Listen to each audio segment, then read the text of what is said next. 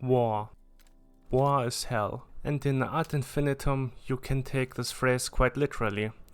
As if the brutal trench warfare of the First World War wasn't terrifying enough, the main character of this game is straight up traumatized and has terrible nightmares, visions, and distorted flashbacks of his time in the war, or at least the horror of the battles in his mind. But before the actual story starts, we see the brother of our protagonist getting the call to get to the front line for an assault. We ready our rifle, we run through the trenches, we see the battles and death outside the trenches.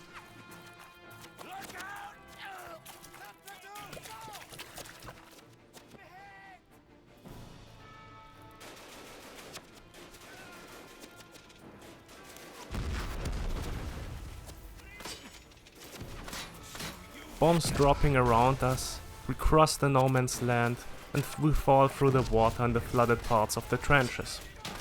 Eventually we are almost at the front line when we are hit by a bombshell and are thrown into barbed wire.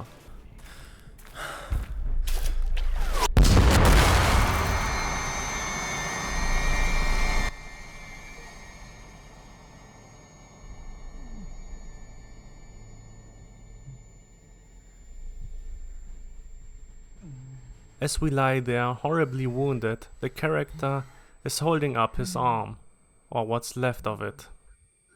What a start.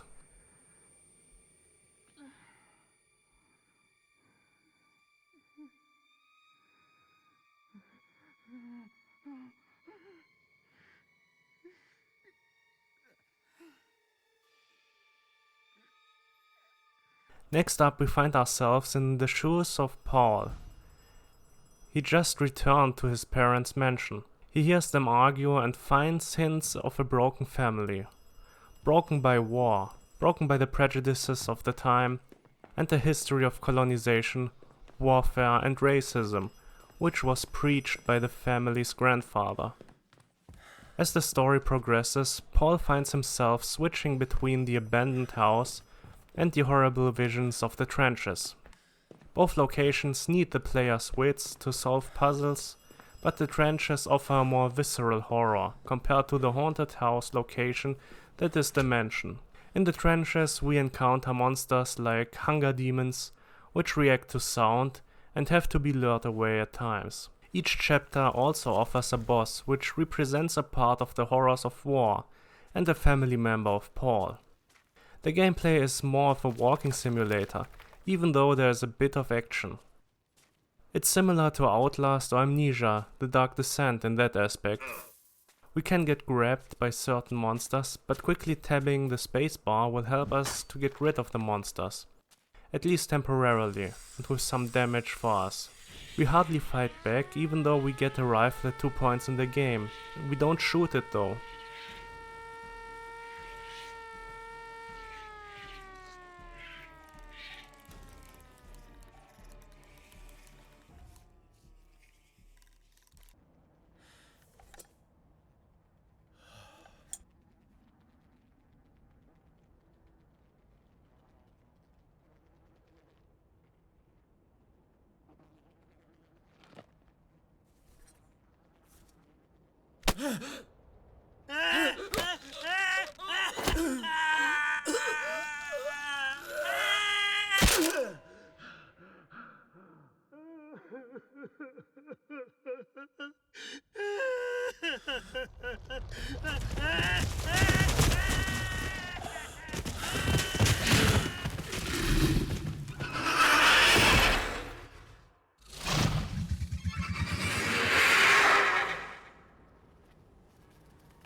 Against the boss enemies we have to fight though. Each of the enemies or bosses also needs a specific tactic, and you have 2 ways to defeat the bosses. You can either kill the monster, or you can just defeat it and let it live, which will also influence the ending you get. The monsters are reminiscent of Clive Barker monsters, demons who were tormented and tortured, but instead of deranged SM demons like in Hellraiser, here the monsters are showing the signs of war. Limbs have been replaced or modified with blades or weapons, bodies are grown together to grotesque monstrosities, Disfigurements from bombs, shrapnel and bullets have torn bodies apart, which should be dead but are still standing and are attacking us. Monsters using gas to attack the player, and other weapons that were used in the First World War. While the enemies are reminiscent of other monstrosities, the mix of Clive Barker monsters and the World War I take make this still original, interesting and rather cool looking, if you like interesting monster designs. The presentation of the monsters is also well done, which helps a lot. The game is relatively short with 5 to 7 hours, but it's time well spent, I would say. At points I was afraid that the trenches and no man's land might become dull at some point, but it's just different enough to keep the player interested. Or at least to keep me interested. With a bombed town, big parts of the trenches, including an HQ, a gas or weapons factory, a nightmarish tower complex, and of course the mansion, which opens up more and more as the game progresses. There are not many characters in the game, but it still works and we mostly hear flashbacks from characters or conversations, which Paul overheard. The levels also offer some dream logic, like walls suddenly appearing in hallways or suddenly doors appearing where they haven't been before. As the game progresses, we also get new gadgets. A flashlight, a gas mask, a headset and so on. It's nothing too great, but it changes the gameplay up just enough to keep it interesting. What really interested me was if the game sticks the landing though, in terms of story and gameplay. And I would say, at least for me it did. It all comes together nicely and I got the good ending, which was a bit cheesy, but after all the horror that Paul experienced, I thought it was okay.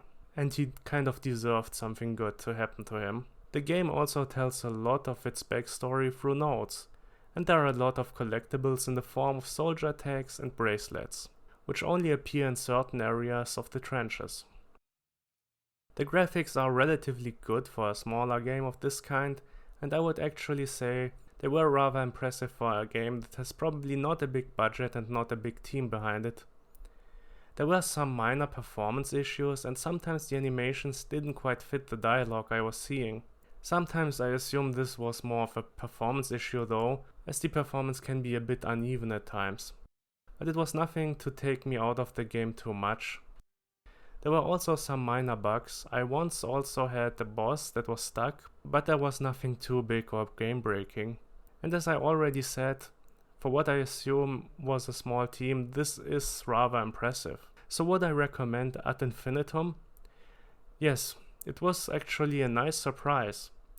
When this was released, the game got some mixed reviews from critics, but on Steam it was more positive. Even though there aren't that many reviews, unfortunately. It would deserve more in my opinion. Ad Infinitum is a good small game that you can pick up for little money.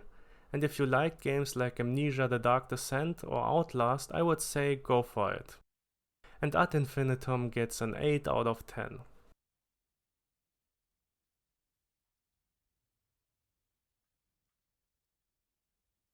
There is something in general that I would like to add.